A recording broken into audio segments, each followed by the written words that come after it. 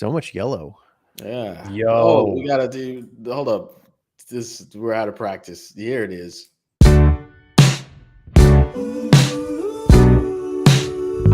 It's a Bitcoin podcast.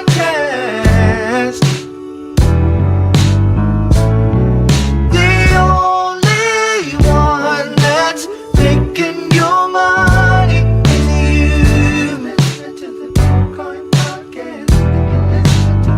So hold on and listen to the Bitcoin podcast. Man, I like that intro. That's so good. I'm gonna Yeah, miss it. it's gonna be. Fast. I'm gonna miss that a lot. Yep.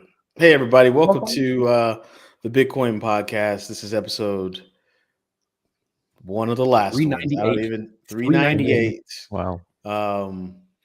Yeah, it's hard to believe. We got 2 more episodes. 2 more episodes, Dose. and then the Dose Bitcoin podcast mas. gets a closed book and goes on the shelf for you guys to listen to at infinity on the bitcoinpodcast.com, and then tell all your friends about all the cool things that we've said over the years that ended up being almost 100% right.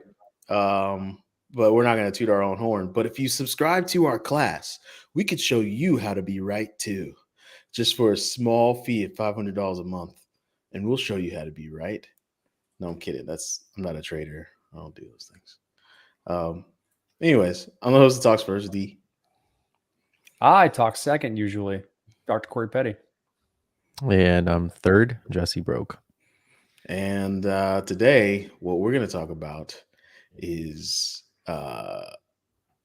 something that I mentioned just out of, just fell out of my mouth right prior to recording. And I was like, I said that I'm scared to do anything in crypto right now new, because if I approve something with my wallet, I'm going to get drained. And then Corey said, we should talk about that. And I said, yeah, we should. We should talk about that, because it's hard, man. You got to trust stuff to use it. But if I knew every time I swung a hammer, that head might fly off and hit a kid 10 feet away, then I'm not using that hammer anymore. Or no, it's not even that. It's like watching a bunch of people try and hammer stuff and then see them hit kids with hammers. Yeah. And you're like, but I thought I've been using a hammer for a long time. It's hard out here in these streets. And I think you had a tweet, Corey, similar, where you said, I'm even scared to look at my email because I just feel like anything. Oh, yeah. But that's not crypto. I mean, I'd say my position in crypto has gotten me the requisite amount of attention that I get targeted for scams a lot. And I'm also in like a bunch of different places that have had like information leaks that give people targets to spam for like phishing attempts and things like that. And so like every, I would quote unquote, normie channel for communication and getting access to me. So email, text messages, phone calls, those types of things are literally just like 95% spam and trying to get me to click on something. And so like, if you want to contact me and you use those methods, I'm not going to answer you because it's drowned in spam. Kind of reminds me of when you asked me if I called you and I told you, no, I don't call people, like ever, never. Yeah, you told me that too. And I was like, what's your phone number? And you were like, don't worry about it. Thing for me. It's like I was like, what? What are you talking about? Yeah, I have a phone number, but I don't use it. Like I don't really call or text message. We're signing up for things, apparently. It's just like lately when I call it logging in, when I connect the me to crypto, when I'm trying to figure out what's going on, do some reading or experimentation. It's like all I hear is that Mad World song from the Donnie Darko soundtrack. All around me yes, every time I'm like, do I click here? Because I feel like I'll be listening to Mad World in like a week if I click here. Or like I see all these things and it's like claim your airdrop, and I'm like, should I? I don't think free mint NFT here. Yeah. And then like now at least maybe it's an accomplishment, maybe it's not, but now my Twitter DMs are done for. every day it's like 15 of, Really? hey, here's a seed, here's a private seed phrase, enter it in. Twitter DMs. Yeah, like they got I my don't get Twitter them there. DMs. I get My them Twitter from DMs are like clean. Maybe you have surprisingly. security enabled, like follow back messaging. Do you have that I enabled? don't follow anyone unless I know them personally. That could be it. I don't have to. You have to be following me to DM me. So it's just constant. Like, Yeah. here's your seed phrase. We need enter it in, yeah, someone has got to it. be. We have to be mutual follows in order for people to DM me. So I'll set that up. Then that's on me. But I don't know. Same thing for Discord, by the way, which has saved my Mhm. Discord life. Yep. And this is what what's the word I'm looking for?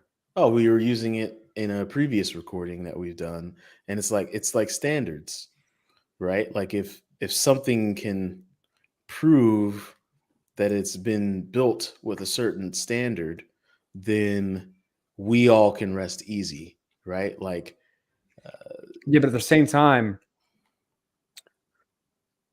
having standards is wonderful, right? It gives you a level of confidence that there's a amount of coordination on how something should work. And because everyone agrees upon the methods of these things, they can do research to verify how secure it is and the proper ways of implementing it. So that builds you some like specification for a standard. This is how you're supposed to do this thing in order to provide features like X, Y, and Z. But when you make an implementation of that standard, when someone tries to apply it to an application or program or platform or whatever, then you can have incorrect implementations or buggy implementations of a given standard, or just even used incorrectly, that cause bugs. This is like the whole Solana situation is an example of this. Like it's basically someone who did cross-server communication to handle private keys in the dumbest way possible. But everything else was, as far as I know, done reasonably well. But they did this one thing incredibly ignorantly, and 8,000 plus wallets are now compromised on Solana, which is something like, I think, $7 million right now. So like standards are great, but yes, application of standards is also equally as important if you're not paying attention. that's a good point. It's a good subtlety to add to the equation of non-sensory that's going on in crypto. I almost cursed right there. That one's for you. Whoever asked me not to curse. So, vis-a-vis your mom. Ergo.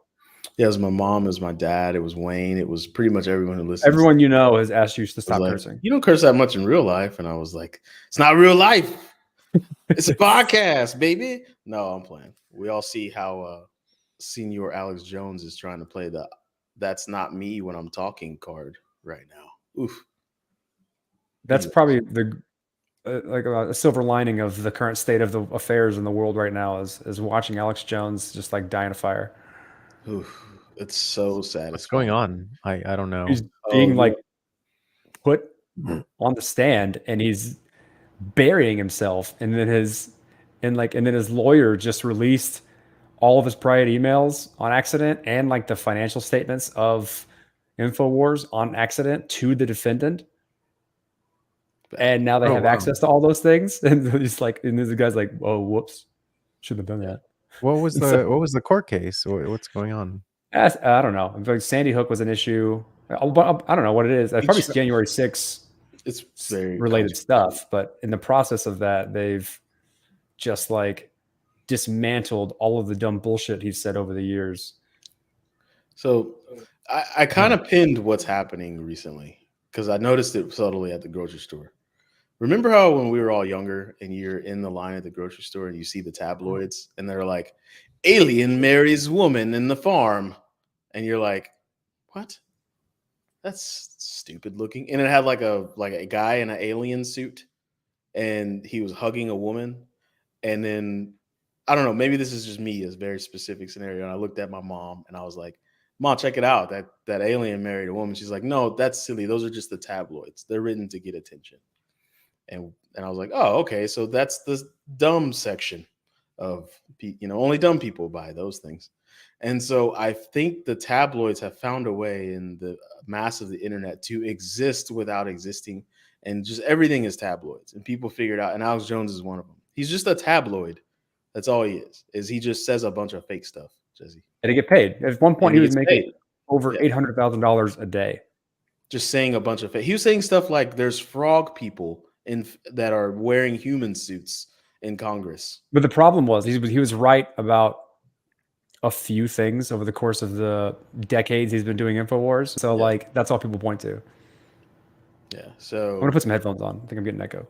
You are, but so that's basically Alex Jones. And I don't know why we're talking about Alex Jones in a crypto podcast, but that is what it was, and he's going down for it now. Like you said those things, and they're right there, and you lied and you hurt people. So, anyways, back to crypto. So standards aren't going to save us. There's lots of standards, but it's how they implement the standards that don't necessarily save us. That get us more to a point where crypto is more trustworthy. But I also want to push back. I want to push back specifically on the members of our audience that like feel that this stuff has no value. I have to push back on that.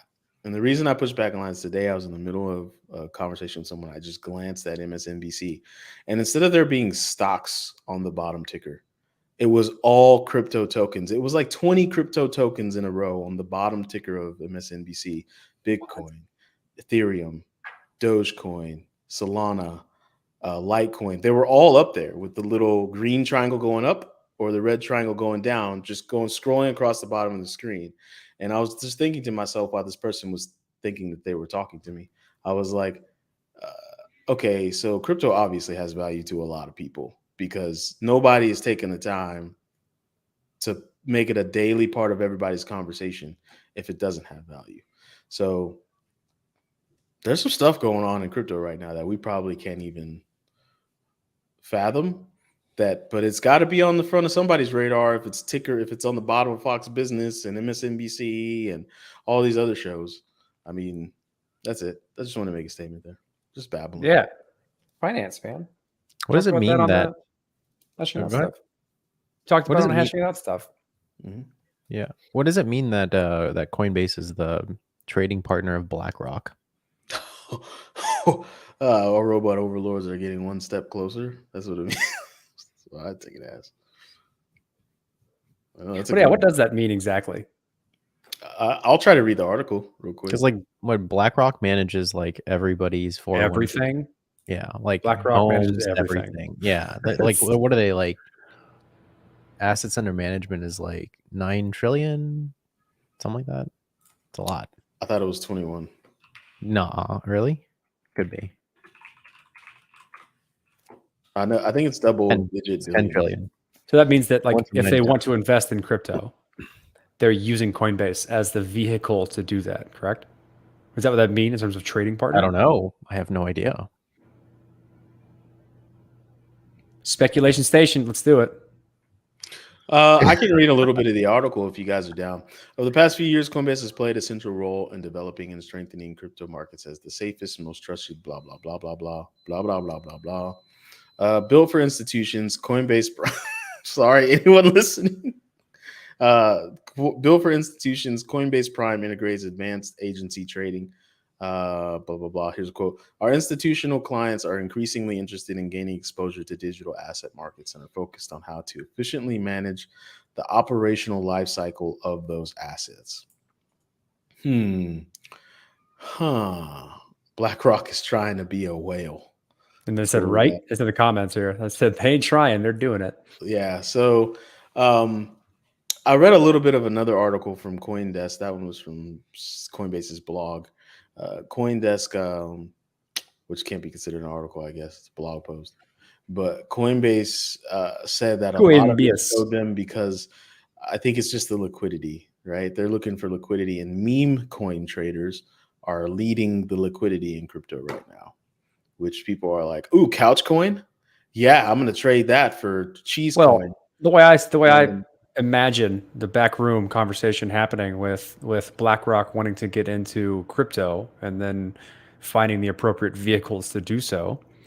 Coinbase has the most regulatory compliance, I'd say. So like there's compatibility and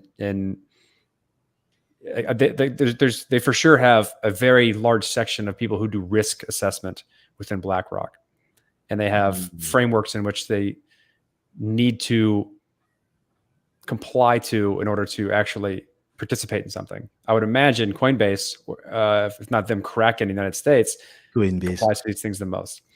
Also, and then so once they figure out the vehicle they can do this with, and they look at the market of crypto, my guess is that they're like, we can manipulate this thing for a very small percentage of our portfolio to make really good returns.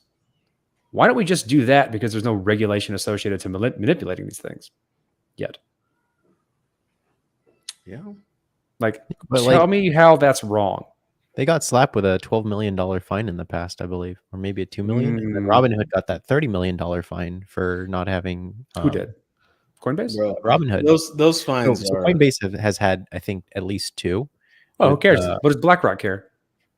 Yeah, it's like nothing to them. Those fines are operational costs, Jesse. Those fines are not even operational costs. Those are direct costs. They're just like, oh, $12 million fine? That's a lot less than we budgeted in for. Cool.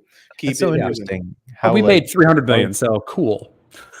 It's so interesting how like large organizations play by different rules than like an individual person. Like an individual person they don't have the money to pay those fines. You know, the fines would but we still do that, right? Like we still like make risk assessments and do things based on that risk. Like I still speed knowing that I can get fined $100.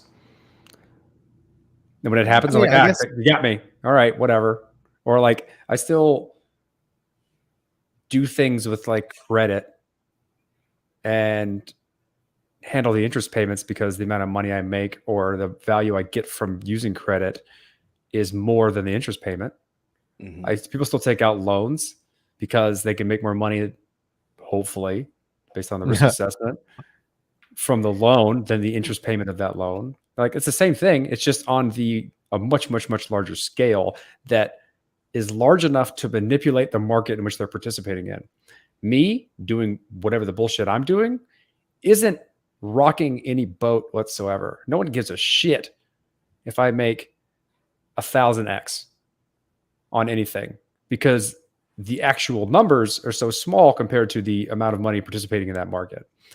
If you're something as big as BlackRock, you own the whole market. So you need to be really, really, really careful on how you move such if you want to come out on top, because if you do something wrong, you cripple the whole market and then you can't get out. I watched something on the topic of mechanism design and one of the social behaviors being panic buying and how to manipulate that. So like if you're a large whale and let's say like right now everything looks pretty decimated, right? Everything looks to be frothy. Well, so what I mean is like from all-time highs we were at some point down like 80 to 90% across most tokens, right? So if I'm BlackRock and I have like 1% of my $10 trillion portfolio is what, 100 billion? If I inject that into one token, right? How much? Panic buy scenario. It said 1 billion? Yeah. 100 billion. Oh, well. You can't inject that to one token. Like what tokens have 100 billion on them other than like I don't know. Bitcoin and Ethereum. Okay. So something even less than that. That's what I mean. Like that's what I mean by like size, right? And so like that's what I mean. There's a calculator for that. There is, but like you're getting to my point. You've just reiterated my point, in that the amount of money that they have at their disposal to do these types of things, that's minuscule compared to their entire portfolio, is massive to the entire cryptocurrency economy. But what I'm saying is like they will never sell, right? They are the diamond hands. So like whatever they buy up, they would. They have exit strategies. BlackRock has an exit strategy. They're not buying things and holding, without a doubt. They're finance people. They're not like idealistic Bitcoin folks who are like, I'm doing this because fuck the banks. Like they're there to make money. Can you say that one more time? Of the goal. Well, like BlackRock is to make more money and then assert influence. So like I guess I'm talking to mostly their strategy. Fuck the banks. Residential, like buying up residential developments. Do they do they flip those, or do they just sit on those? I thought they sat on those. They Well, they sit have on the them until money to there's sit on them until they're flippable. That their flipping margins may be larger than the averages because they can sustain them. Whereas people have to, like, depending upon your timeline of investment, that changes your risk assessment on what you're capable of sustaining. So if you have a very strong confidence that a market will move in a particular direction, but not until like 5 years or 10 years, depending upon whatever this thing is, you invest a certain amount and have enough to weather a volatile market during the course of getting there, right? And with crypto, it has to be a volatile market.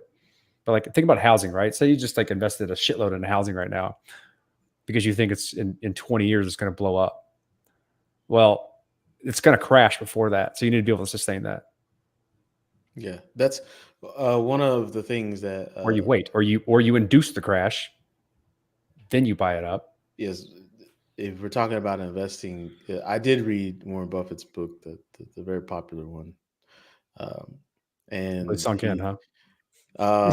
No, he said that huh? What's the the title? the popular, the big it's one. Not I think it's The Intelligent Investor, but I also don't think that that's him. There's two books. One's like Ray Dalio's, one's his. I think the one where I think this is he outlined, like, if you're wanting to get a return on your investment in less than 5 years, that's not an investment. You're speculating. If you want to return, you need to bucket your investments into like 5-year increments, 5, 10, 15 years, right? Because in those years, that's when you're going to get monumental return on your investment. And you've got to be able to, like Corey said, you've got to be able to stomach the downturns if you think it's a good investment, right? You got to stomach the downturns. Anything under 5 years is just speculation, right? Which I absolutely agreed with. Right. So do we think that, going back to the original prompt, do we think that Coinbase becoming a trading partner of BlackRock means that they're going to use Coinbase to do OTC trades into shitcoins? Yes, I think so. No, I think they're going to influence the entire crypto industry through forcing Coinbase to implement certain features that they need, or work on certain types of compliance issues or regulatory issues or whatever that they need in order to participate at the level they want to. That pushes the industry in a direction that's for BlackRock and people like BlackRock, not for people like me. What is Aladdin? That it's a cartoon that came out of Disney. No. A while ago. Oh no! Starring a guy that sounds like Matthew Broderick. So get this. So this is what Aladdin is. This is actually was a post by Colin. It was a little bit dramatic, and it was saying that Aladdin software is eating the planet's value. Right? That's BlackRock made this automated, this AI controlled trading software called Aladdin. And it's gotten, that's where I threw out that number, because it was from that video saying Aladdin owns X amount of minute billions, but the value that it affects is this amount of trillions, but it affects this many trillions, right? So I was like, what? So right now on Coinbase's blog, it says that if you're interested in working with this partnership, you can email aladdinpartnership@coinbase.com. And that's how. So I think they're going to try to plug in that AI into crypto trading. So what's interesting is that before this wave, and probably from here on out, Bitcoin was always seen as this relatively speaking, uncorrelated asset in a regular investment portfolio. Meaning that if like the the traditional market went down, like stock market went down, it wouldn't, Bitcoin wouldn't necessarily follow it, right? So they were uncorrelated in that sense. So it was a hedging strategy for a lot of people to put Bitcoin and similar assets into their portfolio, so that in the event that one goes down, the others don't. But as situations like this come up, and you have more finance people and large players and influence coming in, and then applying their standard investment strategies across the board, you're losing that uncorrelated asset property that Bitcoin and other cryptocurrencies have. It's looking more and more like traditional financial investments because the largest players that manipulate the market and dictate trends are using the same types of strategies across the board. And so like the idealistic hodler doesn't have nearly as much influence because the amount of money that they represent is so much smaller compared to traditional finance money and their investment strategies. So like, I don't know if we're ever going to get back to cryptocurrency being an uncorrelated asset because of that influence. Yeah, as soon as it gets gobbled, it's now in the bucket with everything else. And Raju, I feel like you'd be the perfect member of the Migos. You've got such great ad libs coming out of left field right here. They have to flip because they don't want another 08. I really would love to imagine that being said by the Migos. But it's I'm not gonna say it's not frightening because there's no way all you guys out here who think you're good traders are gonna outtrade BlackRock's Aladdin. That's not gonna happen. Let me tell you something. I can do it. I'll do it in my backyard. Yeah, it's easy, bro. I'll make a couple Python scripts, you know. No, what you really need to do is take the number pi. I know what you're doing here. Good throwback. If anyone who's listening or will listen to this can identify that callback to what D is referring to, then one, you are an OG TBP listener, and I will give you $50 in whatever cryptocurrency you like if you can identify that one. Mm-hmm. Even the really shady cryptos that put Corey's wallets at risk. He'll give you $50 on that one. No, yeah. We're not doing that. And Lampcoin. Okay, I have to get it through Uniswap. It's just narrowing it down. It's got to be. It's a pretty broad spectrum. You got to get it off of the Cryptsy exchange. Oh God, think like Alien Coin's still on there. It doesn't even exist anymore.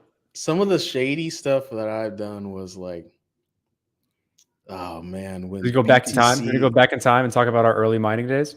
God, when BTC was the exchange, when I was like, so I'm sending my Bitcoin to this Russian exchange, and everybody's like, yeah, that's pretty much what everybody's doing. Bro, I sent I mailed a money order once for Bitcoin. Yeah, for Bitcoin. There's just some random place in Japan. And it worked. And then just watched the website. It's like, oh, you have Bitcoin now. It's like, oh, they did it? Awesome. Dude, talk about pirate level risk. You know, and I think about this all the time lately is that pirates eventually, how do I put this? Because I was thinking about this shit in the shower. I don't have my bidet hooked up yet. But like, think about all of the shower head in heaven. Use my shower. I get on a handstand in the shower. This bidet is amazing. Oh man, I'm gonna put it on pressure mode, massage mode. Anyways, what was I talking about? So pirates, they have great pluses and terrible minuses. The pluses are pirates are willing to go learn and do things that no one else is. Right? The negatives are you pretty much got to play by their rules because they're going, doing, and learning things that no one else is. And then eventually, some of the piracy bleeds its way into mainstream as stuff that we use. For example, there's probably like 50 knots that no naval officer knew until they started hanging around with pirates a little more. They're like, hey, pirates, you guys do the dirty stuff. We're going to take this government money, pay you to go do the dirty stuff and come back. And then in those conversations, they're like, yeah, we use this kind of knot for that kind of wave and this kind of knot for those kinds of winds. And they're like, oh, that's pretty cool. I'm going to write that down. Take that back to my Navy guys. And we got new stuff. And so I feel like crypto is a lot of that. Like it's people like Corey and myself that are willing to send money orders across overseas, just hope that it works. And then when it works, we're like, oh, I figured it out. Right. And this is how you do it. And then slowly somebody gets got and you learn a little bit more and stuff starts like leaking its way from piracy into mainstream. Like we've gone from music wise, we've gone from Napster which was just total piracy, to now there's Spotify, which, I mean, it's pretty awesome if you're not a musician. I'm not gonna lie to you. I mean, Spotify has nothing to do with Napster. Well, the guy that made Napster owned Spotify and founded Did he really? Spotify. Yes, Sean. I don't think that's true. Sean, whatever. Look it up. Sean Harper or Google Parker? that. Sean Google Parker. that. The Sean Parker Napster dude is responsible for Spotify. No way. Google. I want to sit back here because this feels like another guilty feet have got no rhythm moment. That's a reasonable thought, by the way. Parker sent an email to Spotify's founder, Daniel Ek. The pair invested. Let's see. There's something here. There's something here. This is some. I'm kind of right there. I'm in there. Spotify. While working at Founders Fund, Parker had been looking to invest in a company that could further Napster's music sharing missions legally. 2009, a friend showed him Spotify, Swedish music streaming service, and Parker sent an email to Spotify's founder, Daniel Ek. The pair traded emails, and in 2010, Parker invested $15 million in Spotify. Yeah, he bought a 5% stake in a board seat. He's on a board seat. $15 million. Okay. Yeah. So no, he didn't co-found. He didn't found it. He just bought a seat. That was close. He Facebooked it. He Facebooked it. Yeah. So Could is give a anybody Facebook, is anybody clocking how much Jesse has shrunk during this? slowly but surely, we're going to see the top of his forehead. So comfortable right now. You don't even And know. move your camera, bro. Like, move your camera to where you're comfortable. This shit is not hard. There we go. He's like, You don't need to stand up. Because you don't know, like maybe a few minutes from now, like I may be even more comfortable, like, you know, If you're that down there, then you've got problems, man. Get comfortable, put your camera there. just kind of sliding. So what was I gonna say? I'm saying too much. I feel like I've talked a lot this episode. I'm gonna ease off the vocal cords. Talking about BlackRock. That's enough BlackRock. That's enough BlackRock. Talk about Vanguard. They're like the second biggest. When's the last time you guys have stumbled into r/Bitcoin? Never. I unsubscribed to that a long time ago. There's no information coming from that subreddit. Like, I'd say all of Reddit, all of cryptocurrency inside of Reddit is garbage as far as I'm concerned. Yeah, it's like it used to be the only source of information. Like when we started this podcast, we basically just recapped Reddit. And so like Evan Van Ness, who does Week in Ethereum, was literally a curated Reddit post. And it was like, this is what happened to Reddit over the past week, that you don't have to go and sort the word read. I'm doing it for you. That then turned into what it is today. Mm-hmm. And like now there might be some stuff in Reddit, but it's so drowned out by a bunch of garbage that I can't pay. I just unsubscribe to it. It's like, I don't want to spend my time in Reddit there. It's pure propaganda.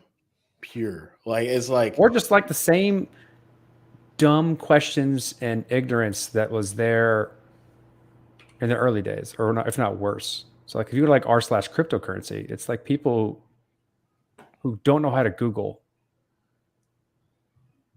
or read anything, asking questions, or like saying that like, you know, something's about to moon or the market's about to turn around. I'm in no cryptocurrency subreddits, and my life is better for that. Yeah. I am in a lot of cryptocurrency Discord servers, and my life is not better because of that. That's what it's moved to, right? It's like, and that's been a general shift in, I'd say, being an internet citizen, or on the bleeding edge of being an internet citizen, is how you spend your time in communities. So like it used to be like Reddit was the place you go to like hang out with a community of people who are thinking about things. Now that's Discord or Telegram. Yeah, it'll move again. Yeah. They'll move again. Hopefully to status if we ever get to publishing anything. But like that, and Slack too. Slack was the first, I think, wholesale migration of communities. And so you end up with this concept of contextual community conversations, and a bunch of them. So like, I know where to go to talk about this with these people. Whereas beforehand, it was always like, I go to this place and I try and find those people to talk to them. Like this, like all of the different contexts were mixed into a single subreddit in Bitcoin, right? Mm-hmm. Now there's a bunch of different contexts that people go to that are around the same topic, but more contextualized, or like with a group of people that you align with. And it's interesting to me from like an information sharing perspective, like how things go viral or how like people participate on the internet, and like the connection graph of all of that. It's drastically different. Whereas beforehand, like you went to one place, they captured all the data, and you were subject to more things than what you wanted to be to have the conversations you wanted to have. Now it's more isolated. I call it more decentralized in a way, where I go to a bunch of different servers with different people in them. And when I say something, it's only broadcast to those people. And so you have much more fine-grained resolution if you have access to those things, and you don't have to keep track of everything or be subjugated to it, or as much stuff to be subjugated to it. But then it's like my attention is also fractured in a way. I have to keep track of 50 to 60 different servers to like have the conversations I'd like to have, depending on what I'm interested in. So like how I spend my time and my attention is way more complicated than it used to be. You can't do that. I don't think it's physically possible. I think your brain becomes too fractured in code switching to be in that many communities at once. I feel like it's interesting though, right? It's like it's this weird juxtaposition where I have higher quality conversations about the things that I want to keep track of in my life, but I have worse notification and like context switching fatigue by being inundated with notifications from everything that I'm keeping track of, and managing a bunch of different applications, and then switching my brain to thinking about talking to different people at a given time, all the time, all day, 24/7. That's why I like the Taylor Moynihan approach. I'm going to give you a shout out, Taylor, who takes the time to create curated keyword lists for every server that she's in, so that she knows she can get spammed. She only is talked to or needs to be in a conversation when she can add value to it. That right there is some fucking wizardry that everyone has the ability to do, but she's the only person I've seen actually do it. Like, we could be talking about something random, and when it's triggered her keyword base, because she hops in and she adds like a sentence that's like, "Oh, Taylor's always on time. Jeez, she's awesome. She's everywhere. How?" Yeah, but I guarantee that came from having a mental breakdown trying to keep track of so many things. Yeah. It gets you gotta have the dam has to break before you build it back better. Like that's kind of like how it goes down. And I got to a point which is actually detrimental in this industry, where I turn Telegram off, turn Discord off. Oh, we know. I just turn them off. It's like I was like, bro, like this is so much messages. I can't have one giant. So what does that look like for like crypto? And because like I'd say I still believe this, but I think that what's next is adding microeconomies to these communities, is basically allowing each of these individual communities to have their own economy associated with them. And that's facilitated through crypto, digital assets, blockchains, right? But you're gonna have the same effect where you have this like spreading out of your attention, even amongst the assets associated with these communities, right? It's like my wallet has 40,000 assets in it now because I'm in so many communities. Like, is it we're just stuck because we grew up with the internet that we thought we could understand and like fully, but that's impossible. And so like our kids are going to be like, no, Dad, you subscribe to 5 things. That's the most you can do. I think that's a good question. I got a lot of thoughts, but I've already been talking a lot. I want to hear Jesse respond first. No, Jesse's going to stare at the screen. Yeah, I have no idea what you were saying. What were you paying attention? He's not even listening. He's just staring at the screen and his I'm responding maroon to self. I'm responding to Christina. She's asking me about the dedication ceremony stuff that's going on later this afternoon.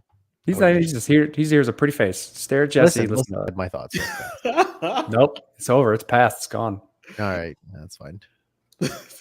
I'm also carrying on a conversation with Alicia, in private chat about. You could stop that and be on the show we're on. Well, I mean, like I'm doing multiple things. I'm multitasking. Just need a quick recap if you're still. And here's an example of what I'm talking about. Here's an example of what Corey's talking about. Beautiful. So okay, I remember you were talking about how when you were younger you thought you could understand like something about like what the internet is capable of or something to that extent. I don't know if I even think that was ever possible. Like it was. I know, but like I didn't have this concept of being reachable. Like I say, for like let's talk about like early AOL days, right? Okay. AIM, I was on there. There was no concept of someone being able to reach me 24/7 for every single community that I'm in. I feel this is more I'm logging in and I'm doing something with my time as I'm logged in on this one machine. Whereas now, like I have access to all these communities from every device that I'm on anywhere in the world. Oh, okay. And so like this concept of I can contextualize and manage access to the world easily and still have some semblance of like my physical containment space, right? I interact with the real world and have those limitations. Those are gone now. And I still have this expectation that I can manage all of it on a 24/7 basis. Whereas I think my kid's going to be like, nah, Dad, you can't do that. You got to stay local. So remember when we had that conversation on the way to the grocery store a long time ago, and you were asking me like, why do you have so many different aliases online? Like, does it serve a purpose? And I kind of told you it contextualizes my existence in that one area, that specific area, whether it has to do with gaming or education or whatever. It just makes it easier for me to context switch because we're giving alpha right now, by the way, guys. So keep going. Yeah, I mean, I don't think it's difficult to context switch. There is a. It no, can it's get not. exhausting. It's difficult to do it so many times a day. Like you only have like. I remember I used to listen to Dave Asprey. He's the progenitor of Bulletproof Coffee and like the quantitative self, and he's a hack. He's dumb as shit. But like I bought into him a lot early on, and he had this concept that I still think has some level of merit, which is like you have a finite amount of decisions you can make in a single day. Sure. Yeah. And the way we've built the internet and the way that I interact with it, and I know many people, many others interact with it, at least especially in like the crypto community, are just depleting that. And if you get any level of success in these communities, you just drastically amplify the amount of things you participate in, and then even more quickly deplete that thing. That's why burnout is so bad across the industry. Well, the Samsung, right? That kid. Like there's a reason why he probably doesn't mix his real life, I think that's a security issue. Don't you think it's a little bit of both? It's like it probably makes it easier for him to kind of switch.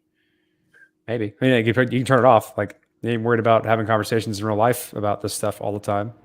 Or like I think Andy says context switching is fine unless you need a deep concentration. So that's like I agree with that. The deep work. Whoever wrote deep work. I think what we're going to find is and by the way, the reason I said this is alpha is because the obvious, in my eyes, next play of crypto is going to be this community valuing, community token, social tokenization, all that stuff. It seems very ethereal now, but it does make sense. It's like a replaying of like I was saying a few days ago, like you go to the town smith when you need some smithing done. How do you know? Because He's going to have it written all over his stuff. There's going to be badges of smithing approval all over his shit. He's going to be wearing different clothes. He's going to be, if you look at his house, right next to his house is going to be a shack with his smithing emblem on it and proof that he's the best smith in town. And you go there. You go to that. That's the smithing group if you need something done. I think the internet is going to have a way that pseudonymously show what you're really good at. And it's going to propagate more than just in your locality. It's going to propagate across the internet of what you're good at. And the more time you spend in those communities, the more social merit that you have in those communities, it's going to show, right? It's going to show because of the way your wallet is structured and what kind of tokens you have in it. And you can only have those tokens by being a participatory in those communities or gaining knowledge in what those communities like to talk about. I think that assuming they can't be bought. Assuming they can't be bought, right? But even if they can be bought, what's the value of that badge? And how did you get that value? How did you, I think it opens up a whole new avenue to be able to add value to social communities online. Because, obviously my wallet wouldn't be, I can't even handle that much communication. So my wallet wouldn't even be that deep. I'd be like, God damn, y'all talk too much. I'm out. Right. But but it's like if you spend, so for example, the same way in life where I think engineers wear rings on their pinky. Am I right about that, Jess? You're an engineer. And they're like engineers, they wear this you can get like a PE ring. I mean, yeah. Sometimes they also wear their undergrad ring because I don't know, people do that. People are weird like that. But No. I knew I dated a girl. She was an engineer. She wore this ring on her pinky. I was like, "What's this for?" She's like, "Oh, it shows that I'm an engineer." Okay. If it was a promise ring, we would have had some words, Jesse. We would have been like, "Promise to who? What the?" You don't make promises. Yeah. And she was like, "Oh, it's because I was a fundamental engineering thing, and I was in this little fraternity for engineers, and that's what we do." Doesn't sound very fundamental, right? And so, I don't know. I was just like, "Oh, okay." So it's like an identifier. If you're in a group of professionals, they're like, "Oh, y'all are the ones." Yeah, they wear the swag, right? They wear the swag of the community. That becomes noticeable. What was I say just a second ago? That was a extension of this, and I forgot. You know what Christian would say? Wasn't important if you forgot it. Okay. Thanks, Christian. It's actually it's all over the place. I got the stickers from the ETH Barcelona stuff, and I put them on my phone.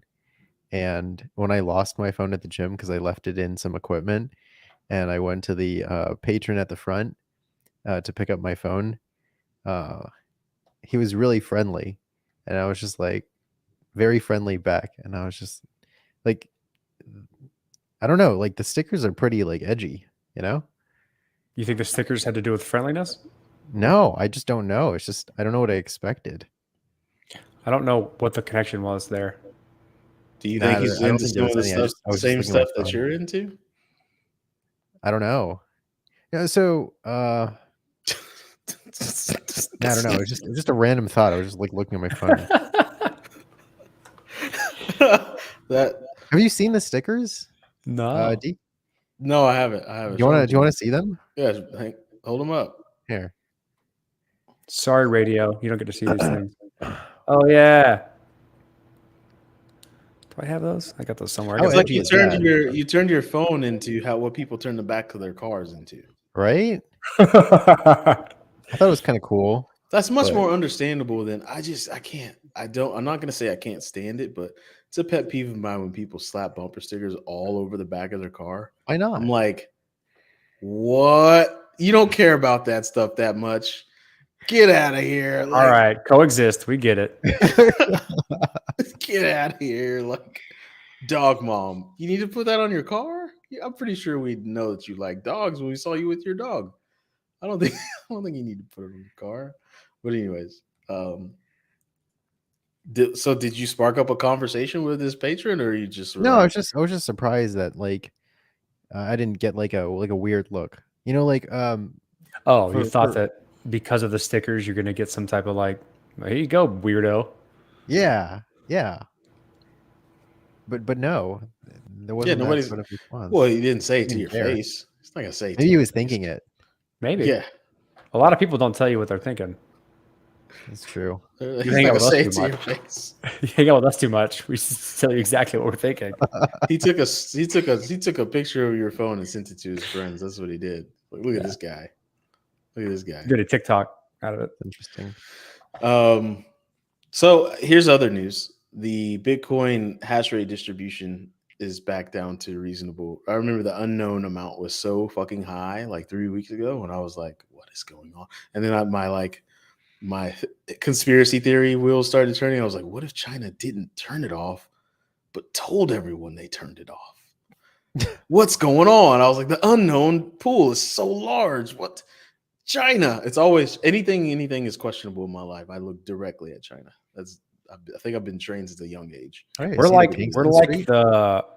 the Cold War era Americans towards Russia.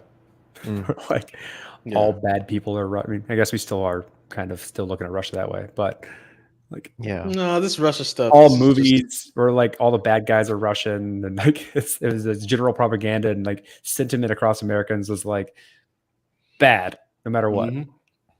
That's what China is today. Also, it is to me, man. I think this Russia stuff is the boomer shit. Boomers are still trying to grasp onto that last straw relevance. Do your thing, Russia, Ukraine, but China to me is like, dude, you're worried about China? I'm not trying to get roundhouse in the back of my neck, bro. China's got a lot going on. When was Tiananmen Square? Was that in the 90s, early 90s? Good question. Earlier than that, I thought. Why are you trying to embarrass all of us by not knowing common facts? Get out of here. 80s. Tiananmen Square. 1989 is when it was. I knew that. Massacre. Did you look that up? I didn't look that up. I knew that off the top of my head. You're a goddamn liar. I know I'm seeing like a lot of news stories about like the tanks in the street. It was 1989, wasn't it? Alicia says 89. I think I'm pretty sure it was June 5th. I think that's a key indicator of let's wrap it up. Yeah, we're talking about Tiananmen Square. We're gonna get canceled somehow. All right, let's wrap this bad boy up. We're 2 episodes from episode 400 on the Bitcoin podcast. It's been a good long run. As you can tell, we Bitcoin had its run, and Bitcoin's doing great things. It's inching closer to whatever it wants to be in the world. There's I mean, technologically wise, the Lightning Network is kind of cool. But as far as the things that we like to discuss, which are adoption, tech-centric things, they just can't take place on a show called the Bitcoin Podcast anymore. It doesn't feel like it aligns. So if you want to listen to all our oldies but goodies, go to thebitcoinpodcast.com and go to the archives there, and you will see episodes of me on-ramping people. You'll see the early episodes of hashing it out. You will see how to use natural numbers as market indicators. Jesus Christ. Sorry, not natural numbers. Transcendental numbers. What else? You'll see all the oldies but goodies, and you'll find a lot of the stuff that we were talking to and the people we were interviewing, which is damn near everyone who's relevant in the space. It's a lot of good stuff. There's a lot of good gold in them there hills. We know a lot of you, at least thousands of you a week, are listening to the old stuff. So keep it up. Keep that stuff going. Share with your friends. Laugh at the dumb stuff we say and the smart stuff we say. Yeah, go ahead and subscribe to Hashing It Out. So the Hashing It Out podcast is the podcast we're all transitioning to. And we're going to have several different show types on Hashing It Out as well. You will see Flash Hash. That's a good one. You can raise the roof, Jesse, if you want. It's an old 1998 thing. What you know about that? You know nothing about that. I know nothing about that. I wasn't born then. Oh my God. That was... Wait, excuse me? You were born in 1998, weren't you? Yes. No, I wasn't born then. Yes, he is. Keep going. Stop, Jesse. You're fucking with me. All right. Sorry, you broke my brain for a second. Flash Hash. There's the Hashing It Out show, which is going to be one where we're making no qualms. If you're a beginner in crypto, it's probably not for you. But if you want to, not It's just not for you. There's no probably involved. If you want to be advanced, or at least feel like you are, and tell your friends that you are, you can listen to Hashing It Out, because we're going to be getting some things that you probably, don't know. I'll just put it like that. I'll just put it straight to you. And then there's also going to be Flash Hash, which is basically us just having lightning rounds around different topics. And then also a show that Christian doesn't know she's going to help with. Yeah, what we're going to do. We got good ideas for that one. But anywho. Personals, bro. Yeah. Personals also is a type of show coming out of Hashing It Out, where we invite someone in the space that we really just want to talk to you, rack their brain on certain things going on in crypto. And it's basically the continuation of what Hashing It Out has been in the past. Mm-hmm. Whereas a lot of the other material is going to be more heavily produced and focused on a specific topic. Yep. And that's about it. I'm only going to have the opportunity to do this like 2 more times. So shout out to old long neck, wide smile, Zoe Saldana. I'll be in the front row for Avatars 2 and 3. And, you could be a 10-foot blue alien with dense bones. I'm still trying to holla. Sorry, no disrespect. Anyways, play the outro. Which one of these? Yeah.